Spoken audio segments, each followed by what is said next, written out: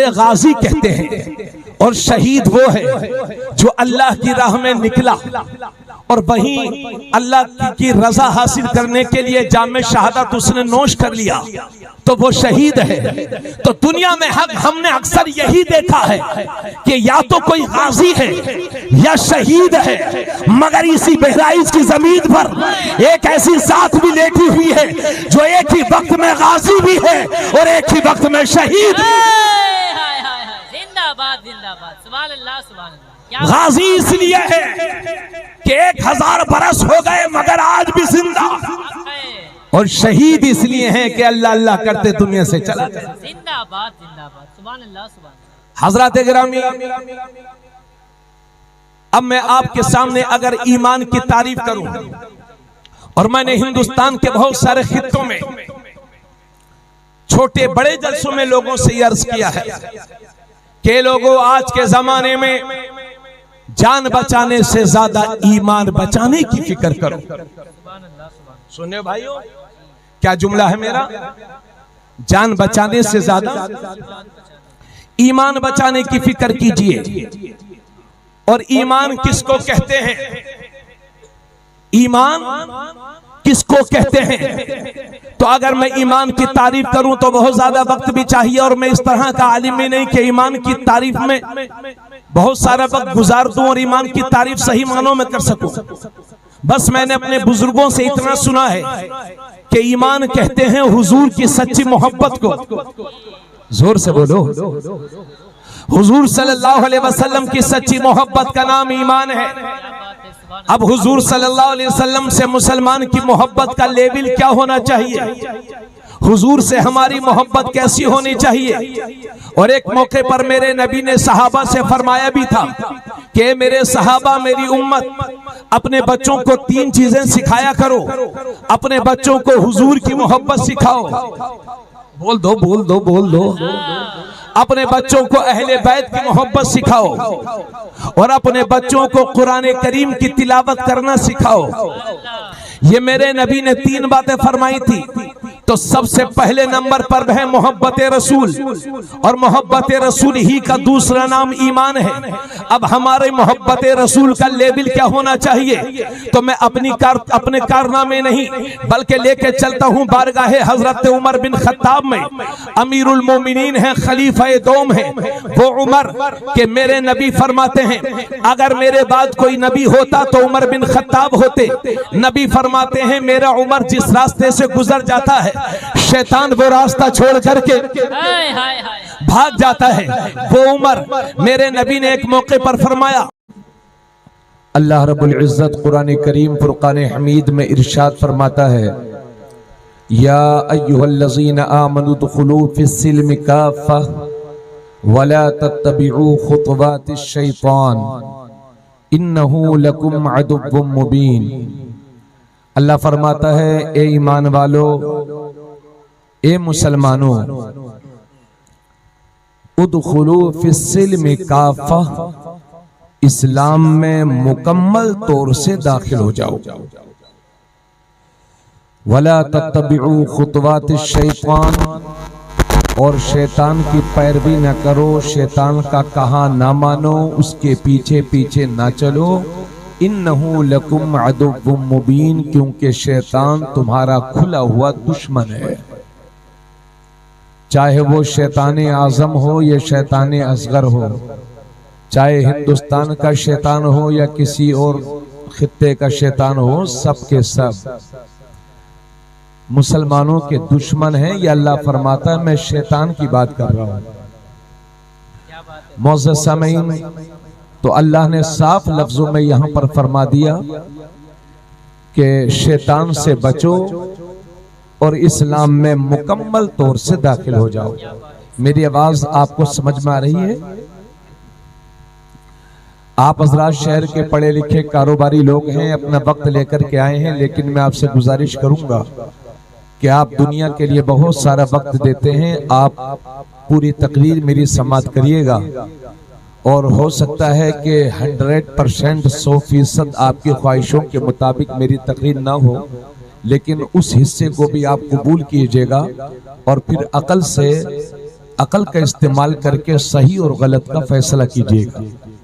अज़ीज़ाने गिरामी, अल्लाह रब्बुल इज़्ज़त कुरान करीम में इरशाद फरमाता है, जिसका तर्जुमा मैंने आपके सामने कर दिया।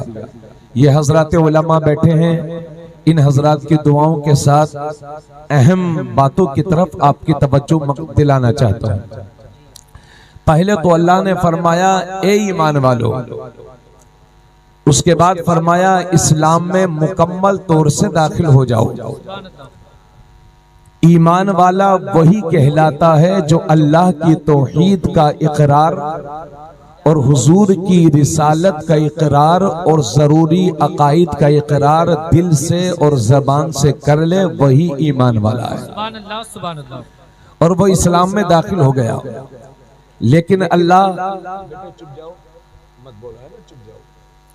अब मत बोलना, आप लोग खामोश बैठो और सुनो तकरीर। आप लोग बोलते हैं तो जहन हमारा मुंतशिर होता है, इसलिए आप बैठो बेटा और देखो कैसे तकरीर की जाती है ना। आप लोग अमल की नियत से सुनो ना सुनो, लेकिन सीखने की नियत से सुनो। क्या बात है, सुभान आप हमारा मुस्तकबिल हैं, हमारा कल हैं। आप, हम आज हैं, आप कल हैं। तो आज की भी तैयारी हमारी रहनी चाहिए और कल की भी। क्या बात है, सुभान। तो पहले तो अल्लाह ने फरमाया ईमान वालों, और उसके बाद फरमाया इस्लाम में मुकम्मल तौर से दाखिल हो जाओ। तो जब हम कलमा पढ़ के इस्लाम में दाखिल हो ही गए और तभी मुसलमान कहलाए, ईमान वाले कहलाए, लेकिन मुकम्मल तौर से दाखिल होने का मतलब क्या है? हजरत वो गिलास कहाँ है? गिलास है क्या? लाओ लाओ लाओ लाओ जल्दी लाओ। देखिए ये मेरे हाथ में एक गिलास है, मैं इसमें एक रुपया सिक्का इसमें डालूं तो रुपया इस गिलास में दाखिल हो जाएगा। लेकिन ये एंट्री इतनी इजी है, ये दुखूल इतना आसान है कि मैं जब चाहूं हाथ डालूं, रुपये को निकाल करके बाहर कर दूं। हालांकि रुपया गिलास में दाखिल हो गया, लेकिन ये दुखूल इतना आसान है कि मैं जब चाहूं हाथ डालूं, गिलास पलटूं, रुपये को निकाल लूं। अब ये मेरे हाथ में पानी की बोतल है, इस पानी में आप थोड़ा सा रंग मिला दीजिए, कलर मिला दीजिए। फिर आप इस पानी से कलर को जुदा करने की कोशिश करिए, अलग करने की कोशिश करिए। तो वल्लाह सुम्मा वल्लाह, न रंग पानी से जुदा हो, न पानी रंग से जुदा हो। बस यही मेरा अल्लाह आपसे चाहता है कि ईमान वालों, इस्लामी रंग में ऐसे रंग जाओ कि दुनिया की कोई ताकत तुमसे इस्लामी रंग न उतार सके। हाय हाय हाय, क्या बात है, जिंदाबाद जिंदाबाद। जोर से बोलो सुभान अल्लाह। सुभान अल्लाह, सुभान अल्लाह। ऐसे मुसलमान बनो कि दुनिया तुम्हारे मिजाज में ढले, तुम दूसरे के मिजाज में न ढलो। सुभान अल्लाह, सुभान। इस्लामी रंग में ऐसे रंग जाओ कि दुनिया की कोई ताकत तुमसे इस्लामी रंग न उतार सके। सिबगतल्लाह वमन अहसनु मिनल्लाहि सिबगा, ये अल्लाह का रंग है और अल्लाह के रंग से बेहतर किसका रंग है? हाय हाय हाय, सुभान अल्लाह। जरा आवाज आनी चाहिए, मुझे अपनी तकरीर के लिए नहीं, लेकिन जो बात मैं कह रहा हूं उसकी तायीद के लिए आपकी जबान से सुभान अल्लाह कहना सुनना चाहता हूं। मचल के बोले सुभान अल्लाह। हजरात गिरामी, तो मैं यही आपसे कहने के लिए आया हूं कि इस्लाम में मुकम्मल तौर से दाखिल हो जाओ, पूरी तरह से इस्लामी रंग में ऐसे रंग जाओ कि दुनिया की कोई ताकत आपको इस्लाम से जुदा न कर सके, है ना। जहां आप चलें वही इस्लाम झलके, इस्लाम नजर आए। हजरात गिरामी, इतनी बातें कहने के बाद अब मेरी तवज्जो नौजवानों की तरफ है। इस मजमे में या हमारे मोहल्ले में जो 90 साल 80 साल के बुजुर्ग हैं, उनके लिए मैं दुआ कर सकता हूं कि मौला करीम उनकी उम्र में बरकत दे और सेहत वाली ईमान वाली जिंदगी अता फरमाए। उन बुजुर्गों की दुआओं के साथ मेरा मतमहे नजर, मेरा मकसूद मेरी नौजवान नस्ल है। हमारा कल हमारी नौजवान नस्ल है। और ये भी याद रखिए, जिस कौम की नौजवान नस्ल मुतहर्रिक और जज्बे वाली और हौसलेमंद और दिलेर होती है, वही कौम जमाने में अपने अनमिट नुकूश छोड़ती है और वही अपनी छाप छोड़ती है। और जिस कौम के नौजवान बुज़दिल और नामर्दी का मुजाहरा करते हैं और अपना अपना तौर तरीका भूल करके दूसरों के तौर तरीके को अपनाते हैं तो फिर उस कौम को दुनिया मिटाने की कोशिश करती है ना। कभी कभी दुनिया उसे मिटा भी देती है। अब आप जरा गौर फरमाएं, ये हमारे बच्चे बैठे हैं और ये हमारे नौजवान बैठे हैं। हम जरा अपने नौजवानों पर नजर डालें, अपने बच्चों पर नजर डालें, अपने उलमा की तवज्जो चाहूंगा। आप बुरा मत मानिएगा, मैं किसी पर नाजायज तबसरा करने के लिए हाजिर नहीं हुआ हूं, ना ही कमेंट करूंगा, ना ही तबसरा करूंगा। अगर मेरी बातों की कोई जद में आए तो फिर मुझे लान तान करने के बजाय अपने अमल को लान तान करे तो वो बेहतर है। हजरात, जब हम अपने नौजवानों पर नजर डालते हैं तो हम देखते हैं कि जैसे ही हमारा बच्चा 10 साल का हुआ तो हम उसको 50 रुपए देते थे कि जाओ बेटे बालों को कलर करवा लो। अब कोई नीले करवा रहा है, कोई पीले करवा रहा है, कोई हरे करवा रहा है। यानी जिन बच्चों के हाथ में कलम और किताब होनी चाहिए, हमने उन बच्चों को हेयर स्टाइल में फंसा दिया है। हजरात गिरामी, हमारा बच्चा जैसे ही 13-14 साल का हुआ तो इसकी दादी दुआ करते करते दुनिया से चली गई, या अल्लाह हमें पोता दे देना। मगर जब ये पोता हुआ तो कान छिदवा के दुनिया पहन के पोती बनने की नापाक कोशिश कर रहा है। अरे जब अल्लाह ने मर्द बनाया है तो मर्द बन के रहो ना, ये औरतों वाली आदत है तुमने कहां से अपना ली है। हजरात गिरामी, हमारा नौजवान जब 15-16 साल का हुआ तो हमने 50,000 रुपए का मोबाइल लेकर के अपने बच्चों को लफंगा बनने पर मजबूर कर दिया है। याद रखिए, आज के जमाने में मोबाइल हमारी बहुत बड़ी जरूरत है। मोबाइल का सहारा लेकर हम तरक्की की मंजिलें तय कर सकते हैं और पस्ती की मंजिलें भी हम तय कर सकते हैं। ये आपके इख्तियार में है कि आपको उसका इस्तेमाल कैसा करना है। लेकिन हमारी अक्सरियत, हमारे नौजवानों की अक्सरियत है ना, जब तक 2 डाटा पूरा खर्च नहीं कर लेगी उसे कल्बी सुकून नहीं मिलता। और 2 डाटा के बाद 2 डाटा खत्म होने के बाद वाईफाई के चक्कर में रहता है कि वाईफाई का इंतजाम हो जाए तो बड़ा अच्छा हो जाए। ये हमारी नौजवानों की सोच है, उनकी फिक्र है। बुरा मत मानिएगा, मगर ये सच्चाई है जिससे आप इनकार नहीं कर सकते। हमारा नौजवान 18 साल का हुआ, बैठ जाओ बाबू बैठ जाओ। हमारा नौजवान 18 साल का हुआ तो 1 लाख की मोटरसाइकिल हमने उसके लिए खरीद कर दे दी। अब 1 लाख की मोटरसाइकिल पर हमारा नौजवान बैठा हुआ है, जेब में 50,000 रुपए का मोबाइल है। चूंकि मैं गांव देहात शहर कस्बा सब जगह जाता हूँ। मैं ऐसे देहातों में भी गया हूँ कि जहाँ के रास्ते ऐसे हैं कि वहां जब चलते हैं तो ऐसा लगता है कि इसके बाद सीधा जन्नत ही का रास्ता है और कुछ नहीं है। ऐसे देहातों में भी गया हूँ। मुंबई, कानपुर, कोलकाता, बेंगलोर और मुल्क के बड़े बड़े शहर अल्हम्दुलिल्लाह मैं आता जाते रहता हूँ। अल्लाह का लाख लाख शुक्र, बेपना उसका शुक्र एहसान है। तो मैं किसी एक शहर पर अपनी बात नहीं कर रहा हूँ, मैं देहातों से लेकर शहरों तक की बात कर रहा हूँ। तो हमारे नौजवानों के हाल ये है कि 1 लाख की मोटरसाइकिल पर बैठा हुआ है, 50,000 रुपए का मोबाइल जेब में है, मुंह में 2-4-5 गुटके दबाए हुए है, कान में लीड लगाए हुए है, हाथ में कड़ा पहने हुए है, गले में जंजीर पहने हुए है, हाथ में लाल धागा पहने हुए है और फटी हुई पैंट पहना हुआ है और नारा लगाएगा, ये है मेरे नबी की शान, बच्चा बच्चा है कुर्बान। तुम नबी पर कुर्बान कहाँ हो? तुम तो मुंबई वाले फहशकार फिल्मी एक्टर पर कुर्बान हो। उसने कान में दुरिया पहन ली तो तुमने भी पहन ली, उसने कड़ा पहन लिया तो तुमने भी पहन लिया, और उसने फटी हुई पैंट पहन ली तो तू भी फटी हुई पैंट पहन के फटी चरबना घूम रहा है। अरे याद रखिए, फटे हुए कपड़े पहनना ये नहूसत है और फटे हुए कपड़े को पैबंद लगाकर पहनना ये हमारे नबी की सुन्नत है। अब ये फैसला नारे रिसालत खलीफे हुजूर गुलजारे मिल्लत हजरत अल्लामा मुफ्ती तबरेज आलम साहब किबला, नारे तकबीर, नारे रिसालत, जिंदाबाद जिंदाबाद, सुभान अल्लाह सुभान। अब ये हमारे इख्तियार में है कि हमें फटी हुई पैंट पहन करके फटीचर बनना होने का सबूत देना है या फिर नबी की सुन्नतों पर चल करके सच्चा आशिक रसूल होने का सबूत देना है। हजरात, और माफ कीजिएगा तल्ख मिजाजी के लिए बहुत बहुत माजरत चाहूंगा, मगर ये सच्चाई है। और ईमानी कमजोरी का हाल यह है कि बाज़ लोगों ने नाम भी 2-2 रख रखे हैं, 2-2 नाम रखे हैं। ये 2 नाम किस लिए रख रखे हैं? ताकि जरूरत पड़े और कहीं हम घिर जाएं तो असली नाम ना बता करके नकली नाम बता जाएं और साइड से निकल जाएं और दुनिया हमें मुसलमान ना समझे। यानी नाम है अब्दुल रहमान, लेकिन दुनिया ने पूछा भाई साहब आपका नाम क्या है? लोग मुझे राजू कहते हैं। यानी अब्दुल रहमान दुनिया को बता रहा है कि लोग मुझे राजू कहते हैं। एक साहब का नाम है हसन, हमने कहा भाई साहब आपका नाम? हजरत लोग मुझे शानू कहते हैं। एक साहब, अगर इस तरह का कोई नाम हो तो बुरा मत जानिएगा, मगर ये मेरी बात को समझने की कोशिश करिए। अगर किसी का नाम है अब्दुल कादिर, हमने कहा भाई साहब आपका नाम? हजरत लोग मुझे पप्पू कहते हैं। एक साहब का नाम है अली, कितना शानदार, हजरत लोग मुझे मुन्ना कहते हैं। अब मैं कब तक ईमान को छुपे छुपाए फिरते रहोगे और कब तक गुड्डू, शानू, राजू, मुन्ना, पप्पू बने रहोगे?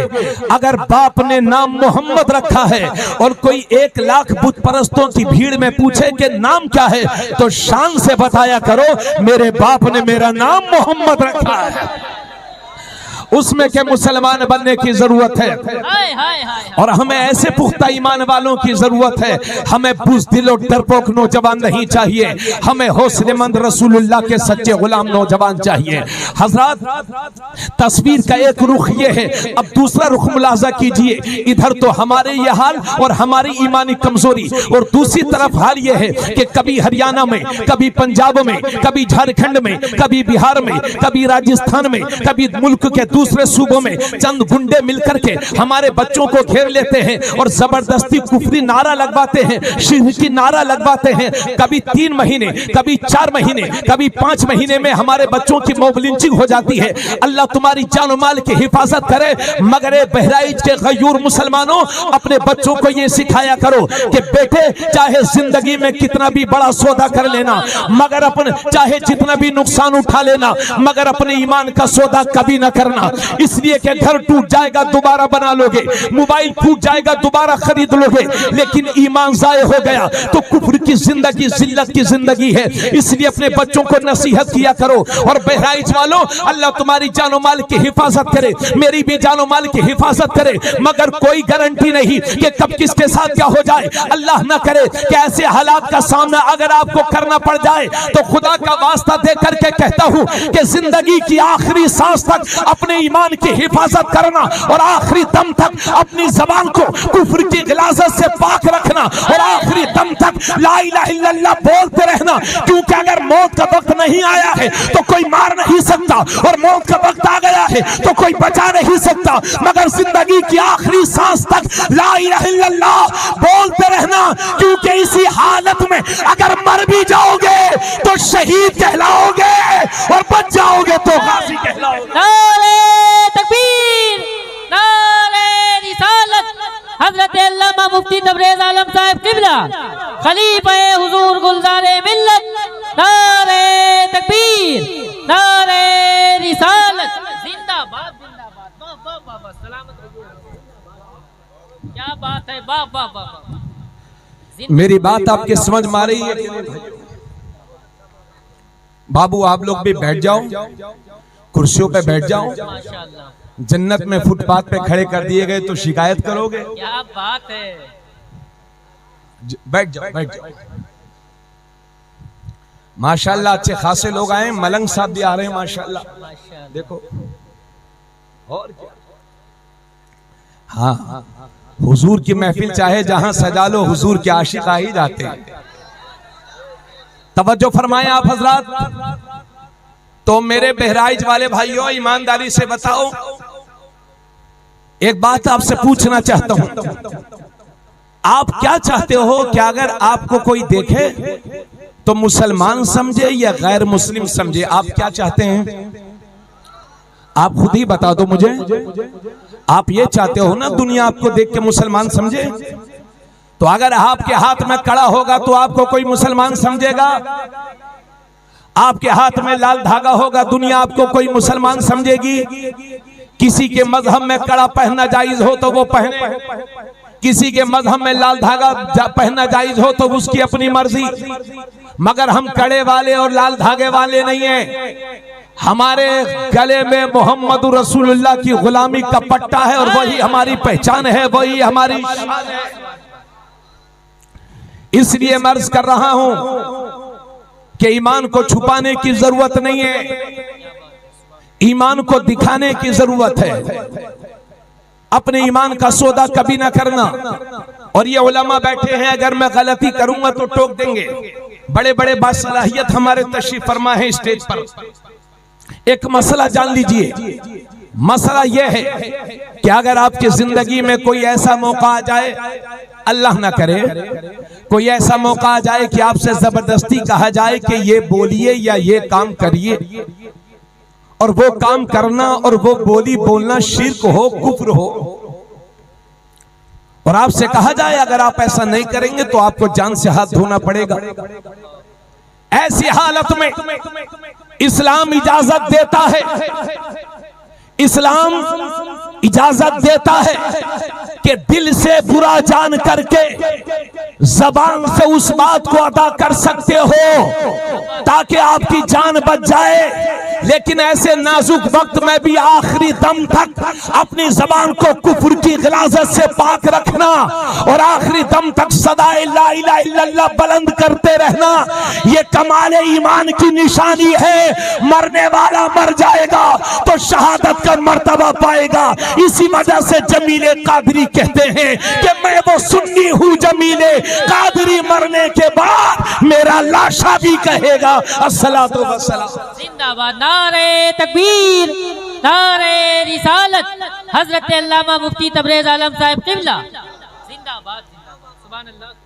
तो मैं इसलिए अर्ज कर रहा हूं कि आखिरी दम तक अपने ईमान की हिफाजत करो भाइयों, क्योंकि अल्लाह अल्लाह करते मर जाओगे तो शहादत का मर्तबा मिलेगा, और बच जाओगे तो गाजी।